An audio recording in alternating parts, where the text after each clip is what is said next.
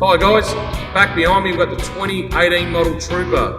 It will be revealed and released at the upcoming shows, first being the Adelaide Caravan and Camping Show, followed on for the rest of the show season. It's an all new, all improved Trooper for 2018. We revised outside, we revised the inside, and today we have come up with this whole new fresh look, unseen in the industry.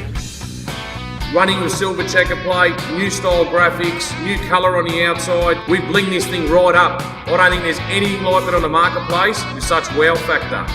Another key feature on the Trooper is the truss style chassis. It has been about since 2015, so it has been tested. It is by far the strongest, most superior chassis available on the off-road market in caravanning. This would have to be my favourite van today. This new glamorous look that we have come up with and created was all about how can we be different, how can we look great. Just a big thanks to all the guys back at Lotus, all the team that have worked on the 2018 model Trooper, and all the support from my customers over the year to be able to get us to work on such beasts like this behind me. Well guys, if you want to see the 2018 model Lotus Trooper, you've got the option of getting out to the shows or visiting us on lotuscaravans.com.au.